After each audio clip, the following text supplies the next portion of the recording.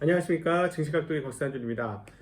전일 미국 시장 이야기 드리겠습니다. 오랜만에 미국 시장, 지난 토요일 날 하고 하니까 참 오랜만에 미국 시장 얘기 드리는 것 같은데, 오늘 굉장히 재밌는 장이었어요. 특별히 저희 지점의 막내가 알려준 기술 뉴스도 있는데, 그것도 아주 재미난 뉴스입니다. 그것까지 오늘 얘기 찬찬히 한번 풀어나가도록 하겠습니다.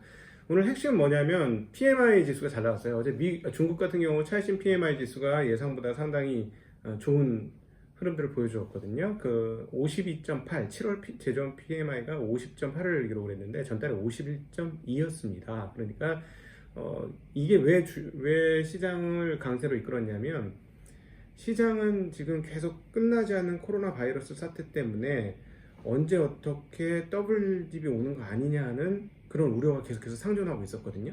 근데 그런 상황에서 PMI 제조업 지수가 잘 나왔다는 건, 제조업 지수가 잘 나왔다는 건 뭐예요? 생산이 잘 돌아간다는 그 얘기 아니겠어요?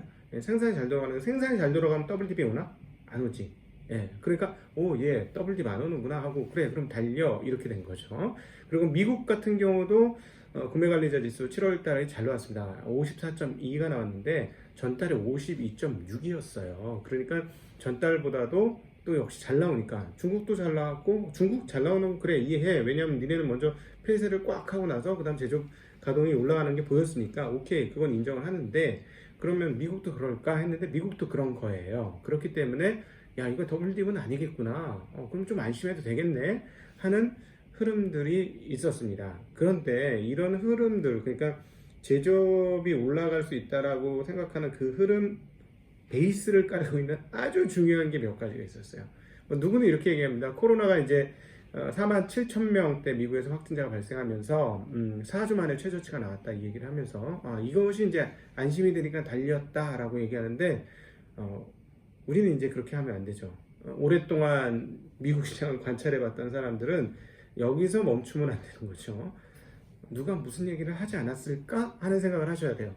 왜 이렇게 잘 달리지 하는 생각을 하셔야 되는데, 바로 역시나 그럼 누구를 봐야 돼요? 네, 연준형을 봐야 되는데, 연준형이 한마디 했습니다.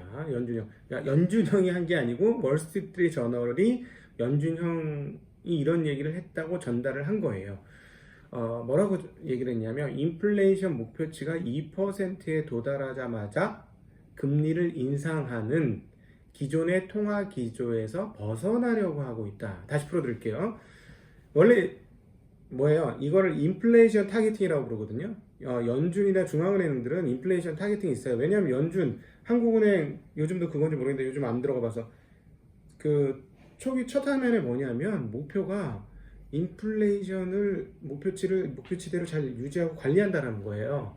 왜 그렇겠어요? 인플레이션이 빵빵빵 터져서 하이퍼 인플레이션은 뭐 1차 대전 때 그 비스마르크, 아니 저기 독일 바이마르 공화국의 그것까지 안 땡겨오더라도, 하이퍼 인플레이션까지 아니더라도 인플레이션이 세게 되면 뭐가 없어진다? 돈 가치가 없어진다.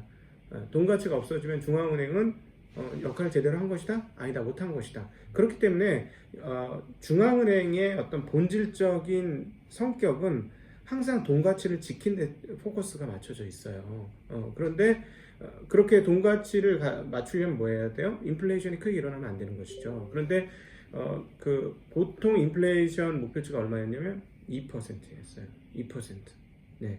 2% 이상은 허용 안 한다. 근데 2%까지 간다. 근데 이번에는 워낙 디플레이션이 많이 났고, 잘 아시다시피 생산 효율성에 의한 디플레이션이었잖아요, 지난 10년은. 그러니까 계속 말씀드렸습니다만, 아이폰이 나오고 그다음 스마트폰이 나오면서 여러 가지 디바이스가 이것 하나로 모여졌잖아요.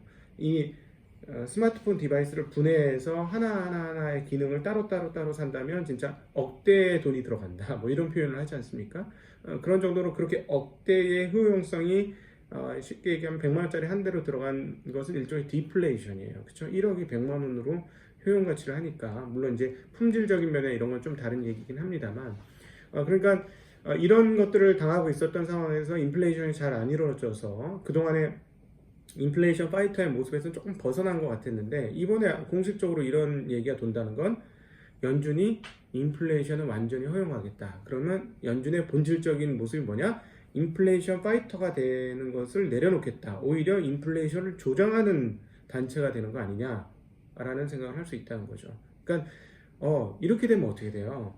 시장 참여자들, 현금을 들고 있는 참여자들 입장에서는 돈 가치가 확실하게 떨어질 수 있어 라고 생각할 수 있겠죠. 그럼 어떻게 돼요? 그러면 현금을 다른 자산으로 바꿔야죠. 값어치가 떨어지지 않는 자산으로 바꿔야죠. 한국 같은 경우 7, 80년대 대표적으로 그게 뭐였어요? 부동산이었잖아요. 현금 갖고 있으면 돈값 떨어지니까 돈값이 똥값 되니까 똥값이 안 될 걸로 바꿔놓자, 이전시켜놓자. 뭐가 제일 좋을까? 인구 밀도가 높아지니까 수도권, 서울 부동산이 제일 좋겠구나 하고 넘어간 거 아니에요? 본질적으로 사람들은 그런 걸 느꼈고 참여하고 있는 경제에 참여하고 있는 사람들은 빨리 캐치했기 때문에 그런 흐름들이 나왔던 것이고요. 어쨌든 말이 너무 길어지는데 중앙은행은 통화가치를 지키는 게 본질인데 지금 상황은 통화가치의 본질을 지키는 것보다 경기를 살리는 게 더 중요하다고 생각했다라는 것이죠. 그러니까 투자자들은 그렇게 반응을 했다라는 거예요.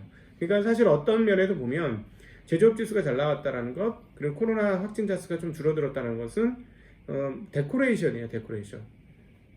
케이크 위에 올리는 약간 데코레이션이었다고 볼 수 있고, 본질적인 케이크 안에 있는 스폰지 케이크는 뭐냐면 연준이 인플레이션을 허용한다라는 이 얘기가 훨씬 더 본질적인 얘기입니다. 그래서 시장이 이렇게 된다면 어떤 얘기를 했습니까? 과거에 2022년까지는 쉽게 이 저금리 기조를 풀지 않겠다라는 얘기 그동안 했었잖아요. 그걸 더욱더 명확하게 해준 거고 투자자들로 하여금 그것에 대해서 확신하게 한 거죠. 그러니까 이런 생각을 하는 거예요. 투자자들은 너희가 2022년까지 금리를 안 올리겠다고 얘기한 건 알겠는데 진짜 너희가 그럴 수 있겠어? 인플레이션이 올라오면 니네 분명히 금리 올릴 거잖아. 과거에도 그랬잖아.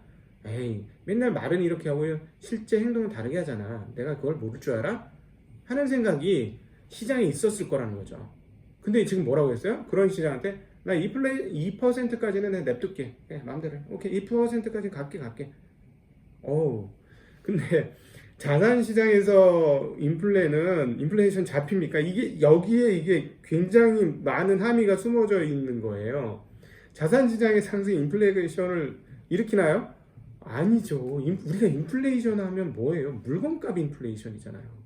근데 물건값 인플레이션이 나옵니까? 아까도 말씀드렸지만 지금 물건값 인플레이션은 안 나오는 상황인데 물건값 인플레이션이 2%까지 허용해줬다? 여기 느낌 뭐냐면 와 이거 인플레이션 20% 허용해준 거야? 이런 느낌이라고 표현을 해야 할까요? 시장은 되게 안심한 거죠. 그러니까 야 이거 많이 올랐는데 걱정되는데 이거 여기서 더 가도 되는 거야? 이런 의심 속에서도 불구하고 클릭할 수 있었다는 거예요. 매수 클릭을 할 수 있었다는 거예요. 그런데 그런 상황에서 매수 클릭이 어디로 간다? 지금 제일 좋은 애들, 지금 돈 버는 애들한테 간다. 역시 그래서 기술주들이 강세를 냈고 애플이 10% 정도 올랐으면 한번 빠져줘야 되는데 안 빠지고 추가로 또 2%대의 상승을 또 보여줬다는 것이고요. 그 다음에 이제 기술주들 중에서 가장 눈에 띄는 거는 마이크로소프트입니다. 마이크로소프트가 틱톡 인수하겠다는 얘기 했었죠. 미국 법인. 근데 그러면서 같이 보시면 마이크로소프트는 올랐어요. 5.6%나 많이 올랐는데 페이스북은 0.6% 빠졌고요. 구글은 0.3%또 떨어졌어요. 왜 그럴까요? 뻔하지. 페이스북의 최대 적대적 상대편 경쟁자는 틱톡이라고 표현할 수 있는데 틱톡이나 다른 것들 이런 것들 SNS 서비스들인데 그걸 마이크로소프트가 갖고 하면 문제가 있겠죠. 강력한 경쟁자인 마이크로소프트가 갖고 하는 문제 있고 이게 첫 번째 이유고 두 번째 마이크로소프트는 그냥 시스템 소프트웨어를 팔던 회사인데 이제 컨텐츠 소프트웨어까지 지금 진입을 한다는 것이죠. 그러면 컨텐츠 소프트웨어를 파는 애들은 강력한 걸출한 경쟁자가 들어올 수 있다는 우려감이 있기 때문에 기술주들이 달려 이러는데도 못 달린 거예요. 그 대표가 구글과 페이스북, 여기는 컨텐츠를 제작하는 사람들이잖아요. 그렇죠? 그러니까 그렇게 오늘 마이크로소프트와 다른 것들이 이렇게 엇갈리는 행보들은 그렇게 보시면 되겠고 나머지 전반적인 기술주들은 전반적으로 강세예요. AMD, 엔비디아, 테슬라, 넷플릭스까지도 강세의 모습을 보여주었습니다. 그리고 오늘 이제 기술적인 특징 중 하나 더 저희 영업부의 우리 굉장히 똑똑한 막내 우리 안지원 주임이 저한테 전달을 해줬는데요. 삼성의 ARM 지분 3에서 5% 매입 계획을 가지고 있다는 뉴스를 전달을 했습니다. 지금 이야기 들리는 거는 엔비디아가 흡수할 것 같죠. 그리고 엔비디아가 흡수하는 게 가장 그림이 맞는 것 같아요. 왜냐하면 파운드리 회사가 그걸 갖는 게 조금 모양이 좀 이상해. 근데 어떤 식으로든지 삼성이 한 달에 걸치는 게 필요했죠. 그쵸? 당연히 긴밀하게 그 뭐랄까 디자인 회사와 응? 그냥 의상실 디자이너와 옷 공장은 긴밀해야 되잖아요. 그렇죠? 그렇게 표현할 수 있죠. ARM은 의상 디자이너고 삼성 파운드리는 옷 만들어주는 공장이고 이렇게 볼 수 있는데 둘이 불편하면 안 좋잖아요.